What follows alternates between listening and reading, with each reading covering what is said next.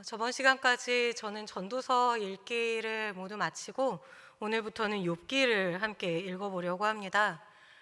지난 주보에도 나갔지만 제가 처음에 이 강의의 제목을 욥기 산책이라고 붙였는데 나중에 보니까 김기성 목사님이란 분이 쓰신 책 중에 욥이라고 하는 책이 있었어요. 그런데 그 책의 부제가 욥기 산책이었습니다. 남의 책 제목을 함부로 제 강의 제목으로 쓸 수가 없어서 이 강의는 그냥 욥기 이렇게 하고 1강, 2강 이런 순서로 진행되도록 하겠습니다. 지금 강의 욥이라 불리는 사람 오늘 강의 표지에 들어간 그림은 독일의 화가 지거 쾌더라는 사람이 그린 욥입니다. 화면의 중앙에 주인공인 욥이 주먹을 쥐고 애원하듯 하늘을 바라보고 있습니다. 그리고 어두운 뒤편에는 보면 아무래도 이 뒤쪽 화면에서 잘 안 보이실 것 같은 느낌인데 네 사람의 얼굴이 욥을 사방에서 감싸고 있습니다. 아마도 욥의 세 친구와 그의 아내가 아닐까 싶습니다. 오늘 강의 첫날이니까 욥과 관련된 그림을 몇 장 보겠습니다. 앞으로도 한 점씩 제가 보여드릴 일이 있을 것 같은데요. 이게 네.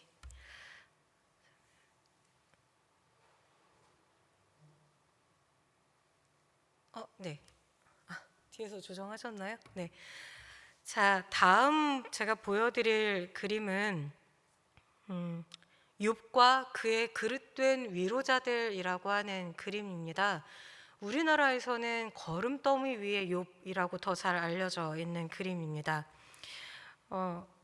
장푸케라는 사람이 그렸는데 여기에서 욥의 그림을 대충 살펴보면 대부분 저렇게 세 사람 혹은 네 사람이 욥을 둘러싸고 있는 형태의 그림들이 굉장히 많습니다. 그를 비난하거나 무엇인가를 설득하려는 모습들로 많이 그려져 있는데 여기에서는 세 사람이 등장을 하죠. 여기서 욥이 누워있는 짙은 고동색으로 보이는 저것은 거름더미입니다.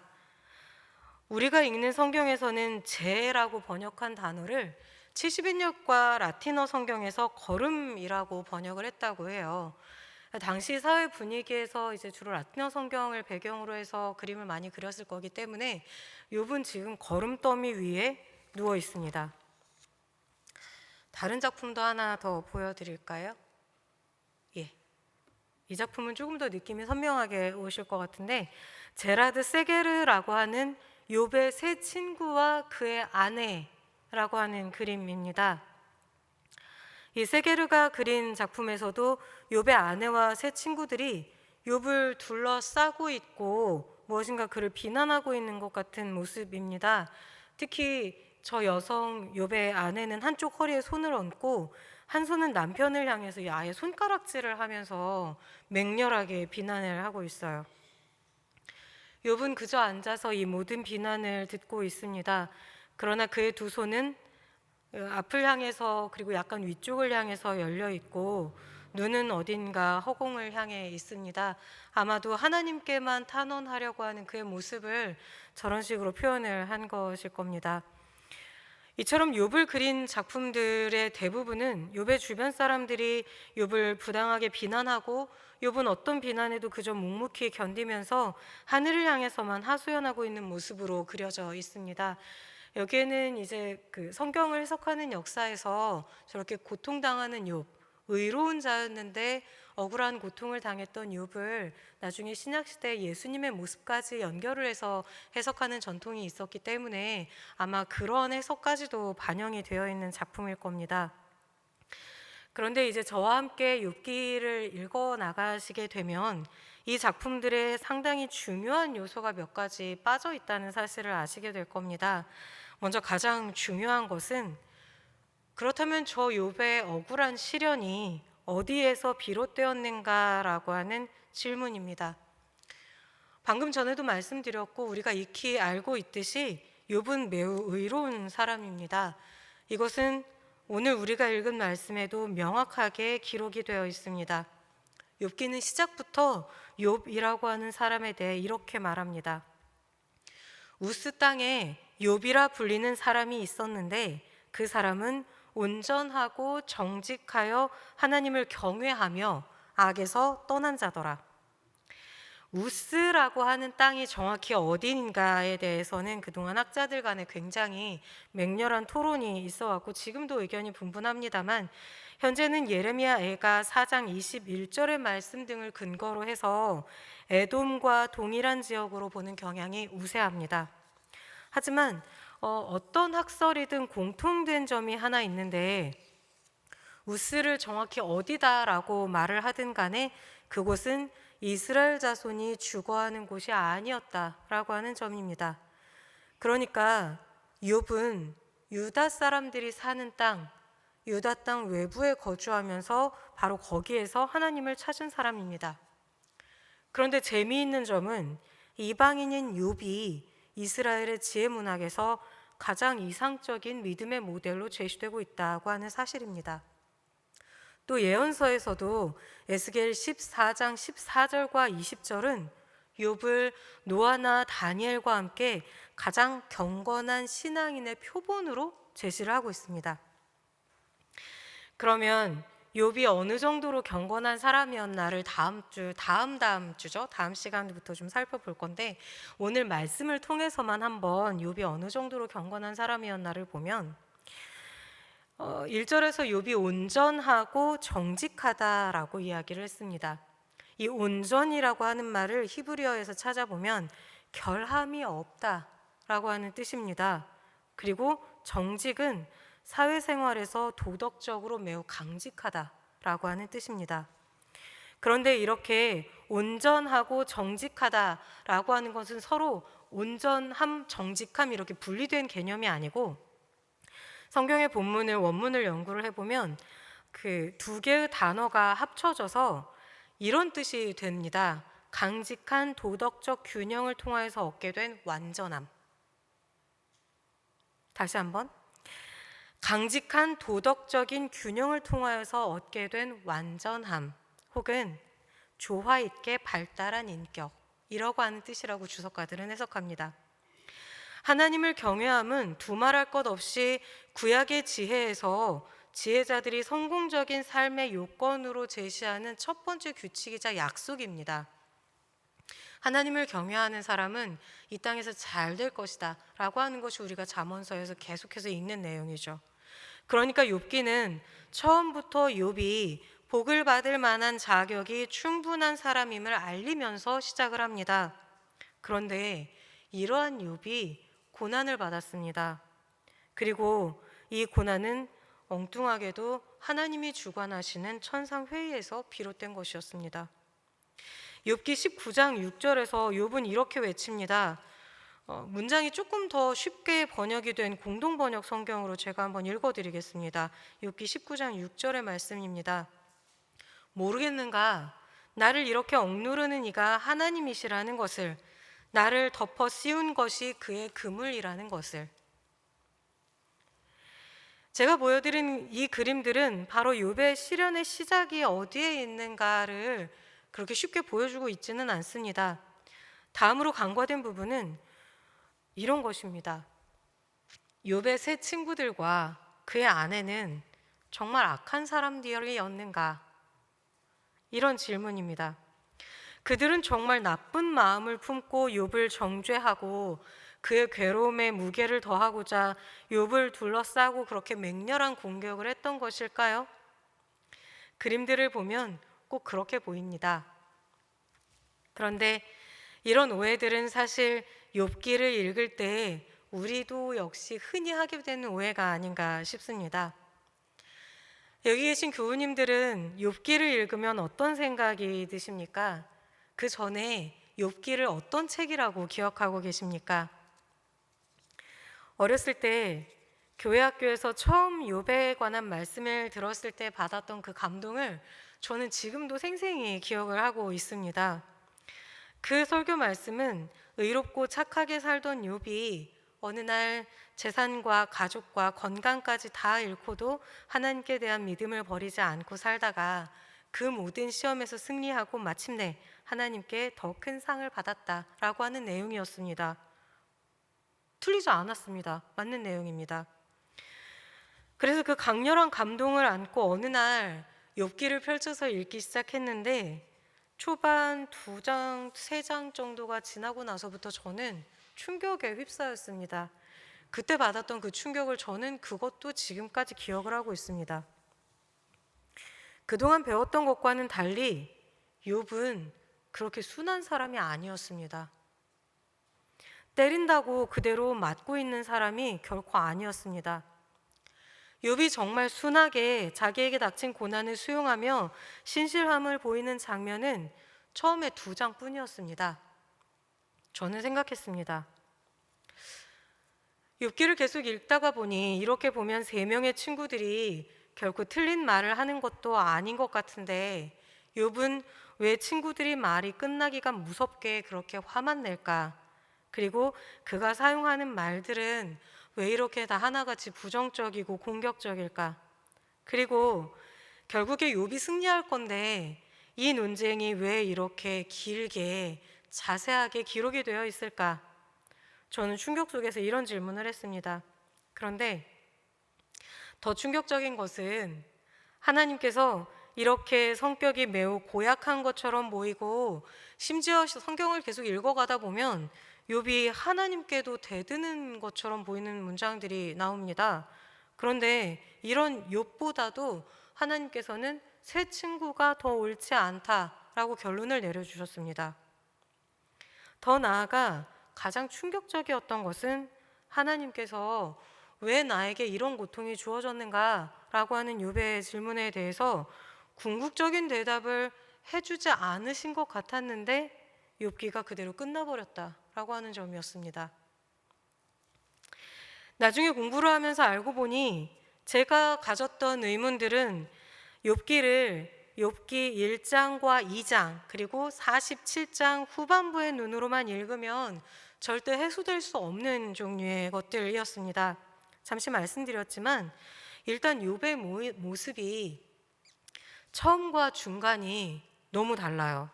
심지어 어떤 학자들은 욥기에는 2명의 욥이 존재하는 것처럼 보인다라고까지 말하기도 합니다. 그러면 이쯤에서 앞으로 진행될 방향을 알기 위해서 전체 47장인 욥기가 어떻게 구성이 되었는지 간략히 좀 살펴보도록 하겠습니다. 욥기를 간략하게 보면 전체적으로 이런 구조로 되어 있습니다. 프롤로그 1장과 2장, 우리가 가장 잘 기억하는 1장과 2장은 욥기의 프롤로그 부분입니다. 즉 서문입니다. 이곳의 내용은 욥 그리고 욥에 대한 설명이 나오고 욥이 어떤 사람인가에 대해서 설명해주고 그 다음에 하나님과 사탄의 회의가 등장을 합니다. 그 다음에 계속해서 충격적으로 이어지는 욥의 시련이 소개가 됩니다. 그 다음에 2개의 아주 큰 묶음으로 대화 부분 1과 대화 부분 2가 진행이 되는데 대화 1이 엄청난 분량을 차지합니다. 3장부터 37장까지예요, 무려. 이 부분이 바로 욥과 세 친구의 논쟁입니다. 그리고 이 세 친구의 논쟁이 지나간 다음에 엘리후라고 하는 사람이 갑자기 등장을 해서 자기의 생각을 펼칩니다. 대화 2의 부분은 38장부터 42장 6절까지의 말씀인데 바로 이때 하나님께서 등장하셔서 욥과 대화를 친히 나누십니다. 그리고 우리가 또 역시 익히 알고 있는 결론 부분은 42장 7절부터 17절까지인데 여기는 바로 욥기의 에필로그 부분입니다. 여기에서는 하나님께서 평가하시는 내용과 욥의 회복에 관한 이야기가 나옵니다. 보여드린 이 표에서 앞과 뒤의 프롤로그와 에필로그 부분은 산문입니다. 그리고 가운데 대화 부분은 시로 되어 있어요. 그리고 프롤로그와 에필로그를 이어서 붙이면 그리고 가운데 가장 긴 부분을 차지하는 대화 1과 대화 2 부분을 삭제를 하고 앞과 뒤를 이어 붙이면 그대로 하나의 완결된 이야기가 됩니다. 우리가 익히 알고 있고 이야기하는 욥은 바로 이 프롤로그와 에필로그에 등장하는 욥입니다. 그런데 이는 반대로 말하면 가운데 이 길고 긴 대화 부분을 제외하고 욥기를 이야기한다면 우리는 어떤 문학 작품에서 혹은 어떤 드라마에서 혹은 어떤 영화에서 서문과 후기만 보고 그 작품을 다 읽었다, 혹은 그 연극을 다 봤다, 혹은 그 드라마를 다 봤다라고 말하는 것과 같은 상태가 된다라고 하는 뜻입니다. 실제로 욥기를 연구하는 학자들 역시 욥기는 가운데에 있는 대화 부분, 특히 욥의 대답과 독백을 주의 깊게 보아야만 그 참뜻을 음미할 수 있다라고 이야기를 합니다.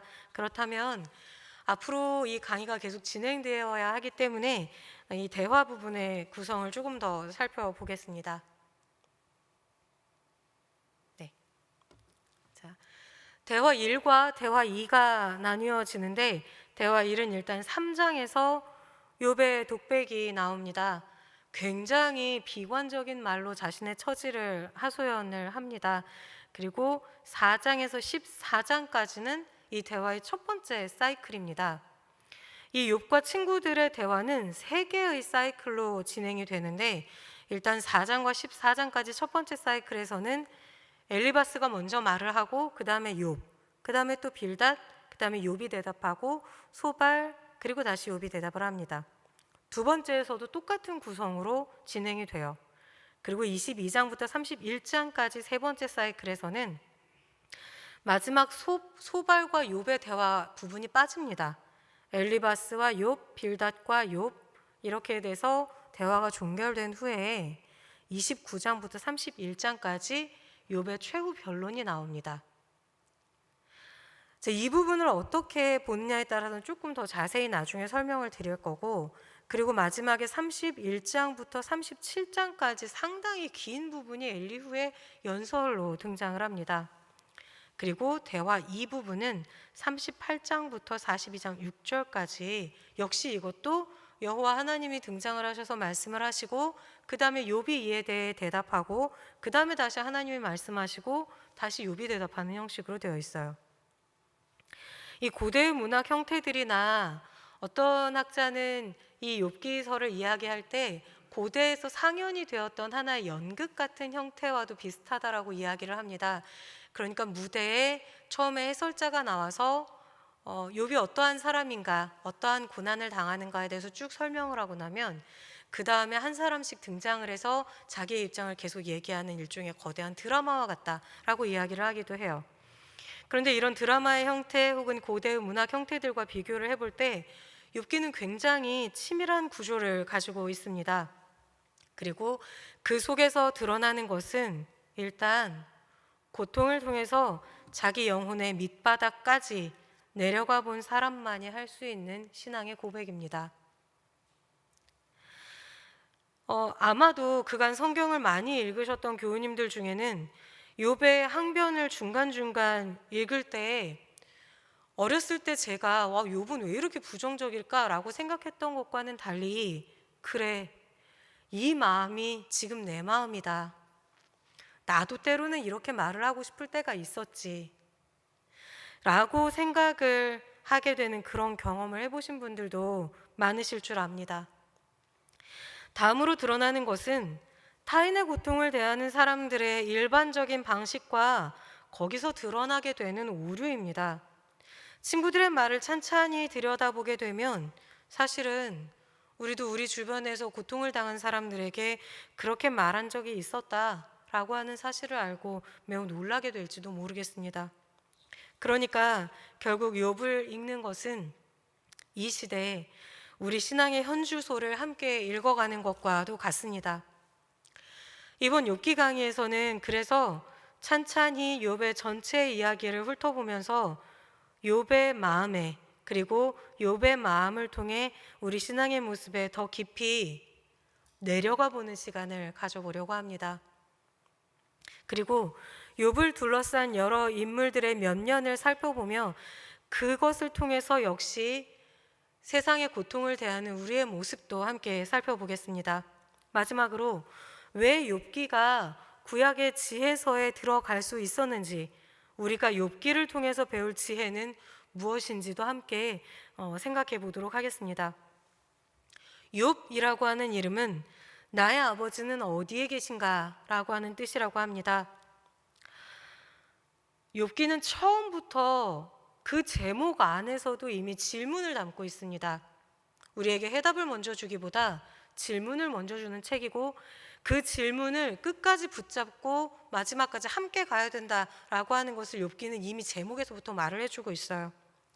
욥기를 함께 읽어가는 이 시간 동안 우리도 욥의 질문을 함께 나누며 때로는 따뜻하게, 때로는 따끔하게 서로의 성장을 돕는, 그리고 서로의 마음을 보살피는 그런 시간을 만들어갈 수 있게 되기를 간절히 소원합니다.